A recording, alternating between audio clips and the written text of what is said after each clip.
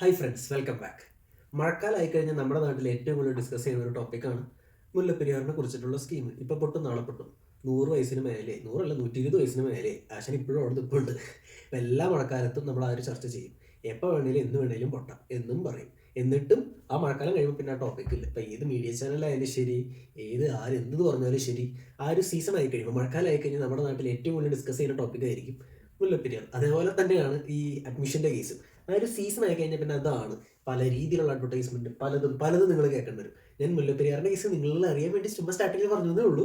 അപ്പം നമുക്ക് എന്തെങ്കിലും പെറ്റീഷൻ എന്തെങ്കിലുമൊക്കെ ഫയൽ ചെയ്യണം, ആരെങ്കിലുമൊക്കെ ചെയ്യുന്നുണ്ടെങ്കിൽ അവരുടെ കൂടെ സപ്പോർട്ട് ചെയ്യാൻ പരമാവധി ആ സാധനം ഒന്ന് പൊളിച്ചളയാൻ നോക്കട്ടെ. അപ്പോൾ നമുക്ക് പറയേണ്ട കേസിലേക്ക് വരാം. നമ്മൾ ഈ വീഡിയോയിൽ സംസാരിക്കാൻ പോകുന്നത് കോഴ്സുകളെ കുറിച്ച്. ഈ ഏജൻസിക്കാരുടെ അഡ്വർടൈസ്മെന്റ് ലെവലുകളില്ലേ, നിങ്ങൾ ഇൻഫ്ലുവൻസ് ചെയ്യുന്ന സ്കീം, അതിനൊക്കെ ബേസ് ചെയ്തിട്ട് ഞാൻ തന്നെ കുറച്ച് കാര്യങ്ങൾ പഠിച്ചു വെച്ചിട്ടുണ്ട്, ലൈക്ക് സെറ്റാക്കി വെച്ചിട്ടുണ്ട് എൻ്റെ തലയിൽ. പരീക്ഷയുടെ സമയം എൻ്റെ പേരിൽ മൊത്തം കുഴഞ്ഞ് തിരിഞ്ഞ് കിടക്കുന്ന ഒരു അവസ്ഥയാണ്. ഞാനാണെങ്കിൽ ഇപ്പോൾ പഠിത്തം തന്നെ പഠിത്തമാണ്. അപ്പോൾ വീഡിയോയിലേക്ക് പോവുകയാണെങ്കിൽ ഇതിനെക്കുറിച്ച് പറയുന്നത് പ്രത്യേകം പരീക്ഷയുടെ കേസൊക്കെ, കാരണം ഭയങ്കര അലമ്പ് സ്കീമാണ്. അപ്പോൾ ഒരു ഏജൻസി എപ്പോഴും ഒരു സ്റ്റുഡൻറ്റിനെ പെട്ടെന്ന്, ലൈക്ക് ഇപ്പോൾ നമ്മൾ ചൂണ്ടിടാൻ പോകുമ്പോൾ ആയാലും, ചൂണ്ടിടാൻ പോകുമ്പോൾ ഫിഷിങ്ങിന് പോകുമ്പോൾ, അത് എല്ലാവർക്കും മനസ്സിലാൻ വേണ്ടി ഫിഷിങ്ങിന് പോകുമ്പോൾ എന്ന് പറഞ്ഞാൽ, ഫിഷിങ്ങിന് പോകുമ്പോൾ എങ്ങനെ വന്നാലും ഒരു ബെയ്റ്റ് ഇട്ടാലേ നമുക്ക് മീൻ കിട്ടുള്ളൂ. അതേപോലെ തന്നെയാണ് ഏതൊരു ഏജൻസിയും, അവർക്ക് എല്ലാവർക്കും ഒരു സ്ട്രാറ്റജി ഉണ്ട്. കോമൺ ആയിട്ട് അവർ വെക്കുന്ന ഒരു സ്ട്രാറ്റജി എന്ന് പറയുന്നത്, ഒരു മിഡിൽ ക്ലാസ് ഫാമിലിയുള്ള ഒരു സ്റ്റുഡൻറ്റിനെയാണ് ഏറ്റവും എളുപ്പത്തിൽ പിടിക്കാൻ പറ്റുന്നത്. അപ്പോൾ അവരെ പിടിക്കാൻ വേണ്ടി അവർ ഇടുന്ന ഒരു ബെയ്റ്റ് എന്ന് പറയുന്നത് ലോ ഫീസ്, അതേപോലെ തന്നെ വിസ ഉറപ്പ്. ലോ ഫീസും വിസ ഉറപ്പും അതിൻ്റെ കൂടെ എന്തെങ്കിലും ഉണ്ടോ, പിന്നെ പാർട്ട് ടൈം ജോലിയിൽ സെറ്റിൽമെൻറ്റ്. ഈ 3 സ്കീം കൊടുത്തു കഴിഞ്ഞാൽ, അതേപോലെ ഈസി കോഴ്സും, ഈ 4 കാര്യങ്ങൾ, ലോ ഫീസ്, വിസ ഉറപ്പ്, അതേപോലെ ജോലി ഉറപ്പ്, അതേപോലെ തന്നെ സിമ്പിൾ കോഴ്സ്, ഈ 4 കാര്യങ്ങളാണ് ഒരു ഏജൻസി ഒരു സ്റ്റുഡൻറ്റിനെ സിമ്പിളായിട്ട് അങ്ങോട്ട് കൈക്ക് എടുക്കാനായിട്ട് ഉപയോഗിക്കുന്ന അവരുടെ വജ്രായുധങ്ങൾ. ഈ 4 കാര്യങ്ങൾ വർക്കൗട്ട് ചെയ്യുമ്പോൾ എന്നൊരു വലിയൊരു ക്വസ്റ്റ്യൻ എല്ലായിടത്തും ഉണ്ട്.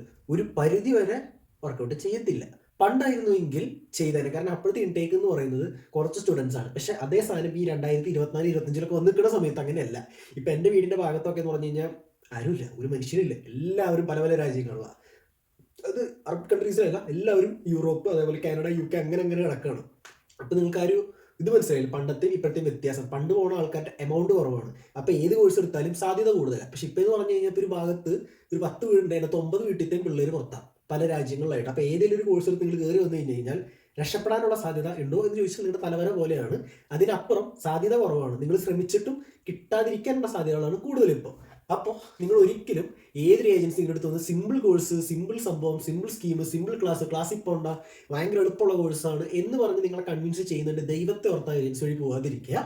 നിങ്ങൾ എപ്പോഴും ഇച്ചിരിയിലും സ്കോപ്പുള്ള, പഠിച്ചിറങ്ങിക്കഴിഞ്ഞാൽ പല മേഖലകളിലേക്ക് മാറി തിരിയാൻ പറ്റിയ കോഴ്സ് ചൂസ് ചെയ്യാൻ നോക്കുക. കാരണം ഇപ്പോൾ ഞാൻ ഒരു കോഴ്സ് എടുത്ത് പറയുന്നില്ല, കാരണം ആ പഠിച്ചുകൊണ്ടിരിക്കുന്ന അവർക്ക് ഒരു ബുദ്ധിമുട്ടാവും. അതുകൊണ്ടാണ് കോഴ്സായിട്ട് എടുത്ത് പറയാത്ത. ഇനി വരുന്നവർ നിങ്ങൾ നോക്കിയിട്ട് അതിൻ്റെ ഒരു സ്കോപ്പ് കൂടുതലുള്ള കോഴ്സ് നോക്കി ചൂസ് ചെയ്യാൻ നോക്കുക. ഇപ്പോൾ എൻ്റെ ഒരു കാഴ്ചപ്പാടിൽ പോളണ്ട് പോലെ അല്ലെങ്കിൽ യൂറോപ്പിലൊക്കെ നോക്കുന്നവർ പരമാവധി ലാംഗ്വേജ് ബാരിയർ ഇഷ്യൂസ് മിക്ക ജോലിക്കും വരും. അപ്പോൾ അതിനെ ഓവർകം ചെയ്യാൻ പറ്റുന്ന കോഴ്സുകൾ ചൂസ് ചെയ്ത് കഴിഞ്ഞാൽ ഒരു പരിധിവരെ നല്ലതാണ്. അപ്പോൾ അങ്ങനെ നോക്കിയാൽ നിങ്ങൾക്ക് ഗുണം ചെയ്യും, അതൊന്ന്. അപ്പോൾ അതേപോലെ തന്നെ നിങ്ങൾക്ക് ഇവിടെ നിങ്ങളുടെ ഒരു ഇഷ്ടപ്പെട്ട മേഖലയിൽ തന്നെ ചെയ്യണമെന്നാണെങ്കിൽ പരമാവധി ലാംഗ്വേജ് പഠിച്ചിട്ട് യൂറോപ്പ് നോക്കാം. പറഞ്ഞു കോഴ്സിൻ്റെ കേസ് ഞാൻ പറഞ്ഞു, പരമാവധി ഡിമാൻഡുള്ള കോഴ്സ് നോക്കാം. അല്ലാതെ സിമ്പിൾ കോഴ്സ്, എളുപ്പമുള്ള കോഴ്സ് ഒരു കാര്യം ഉണ്ടാവില്ല. പഠിച്ചിറങ്ങി കഴിഞ്ഞ് തെക്കോടെ കിടക്കുന്നുണ്ട്. എനിക്കിവിടെ പരിചയമുള്ള കൂട്ടുകാരുണ്ട്, പഠിച്ചിറങ്ങി അത് കഴിഞ്ഞിപ്പോൾ അവസാനം ഒരു മെഗ്ഡിയിലാണ് ജോലി ചെയ്യുന്നത്. മെഗ്ഡിയുടെ പേപ്പർ വെച്ചിട്ട് വർക്ക് കോൺട്രാക്റ്റിന് അപ്ലൈ ചെയ്ത അവസ്ഥയിൽ നിൽക്കുന്ന പരിചയക്കാർ എനിക്കുണ്ട്. അപ്പോൾ നിങ്ങൾ എടുക്കുമ്പോൾ ഇച്ചിരിയേലും ഡിമാൻഡുള്ള കോഴ്സ് എടുക്കാൻ നോക്കുക. അല്ലെങ്കിൽ പഠിച്ചിറങ്ങി കഴിഞ്ഞാൽ ഒരു കാര്യം ഉണ്ടാവില്ല. ആണ് സിമ്പിൾ കോഴ്സ് കൊണ്ട് ഉദ്ദേശിക്കണേ. അതേപോലെ തന്നെ ഏജൻസി രണ്ടാമത് നിങ്ങൾ ചാക്കിലാക്കാൻ പോകുന്ന സ്കീം എന്ന് പറയുന്നത് ചെറിയ ഫീസ് എന്ന് പറഞ്ഞിട്ട് നിങ്ങൾ ചാക്കിലാക്കും. ചെറിയ ഫീസായാലും നിങ്ങൾ പഠിച്ചിറങ്ങി കഴിഞ്ഞ് ജോലി ഇല്ലെങ്കിൽ ഒരു കാര്യമില്ല. അപ്പോൾ ഇച്ചിരി ഫീസ് കൂടുതൽ. ഇപ്പോൾ എൻ്റെ ഫീസ് എന്ന് പറയുന്നത് അറൗണ്ട് ഒരു 10 ലക്ഷത്തിന് അടുത്ത് വരും. പോളണ്ടിൽ 10 ലക്ഷം കൊടുത്ത് ആരെങ്കിലും പഠിക്കുന്നുണ്ടോ എന്ന് വെച്ചാൽ സാധ്യത കുറവാണ്. ഞാൻ പഠിക്കുന്നുണ്ട്.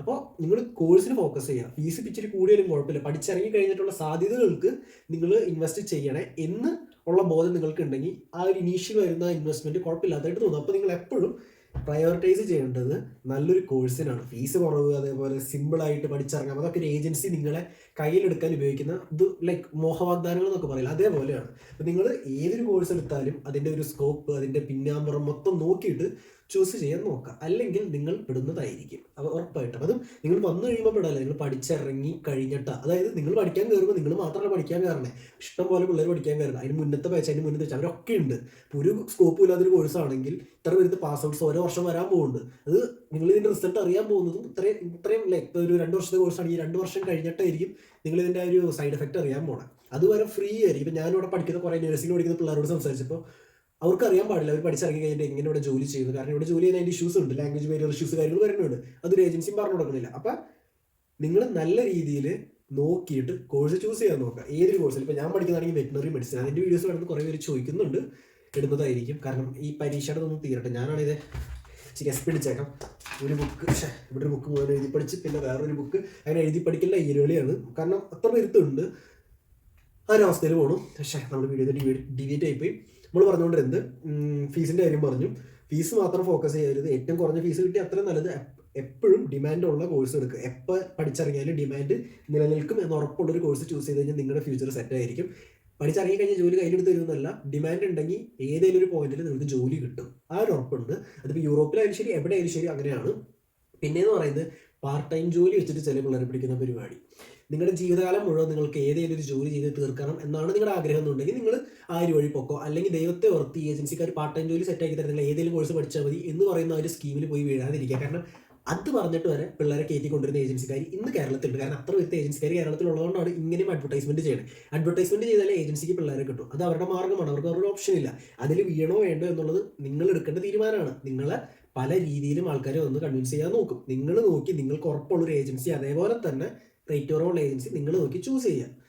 അപ്പോൾ അതാണ് അതിൻ്റെ കേസ്. പാർട്ട് ടൈം ജോലിയുടെ കേസിലൊന്നും നിങ്ങൾ പോയി വീഴാൻ നിൽക്കരുത്. നല്ല കോഴ്സ് ചൂസ് ചെയ്യുക. പഠിച്ചിറങ്ങി കഴിഞ്ഞാൽ ജോലി കിട്ടും എന്ന് ഉറപ്പുള്ള രീതിയിലുള്ള കോഴ്സ് നിങ്ങൾ തന്നെ നല്ല രീതിയിൽ ഗ്രൗണ്ട് സ്റ്റഡി എടുത്തിട്ട് നിങ്ങൾ തന്നെ, വേറെ ആരുമല്ല. പെണ്ണെടുത്ത് പലരും വന്ന് ചോദിക്കാറുണ്ട്, ഞാനത് ചെയ്യേണ്ടതെന്ന് പറഞ്ഞു കൊടുക്കും.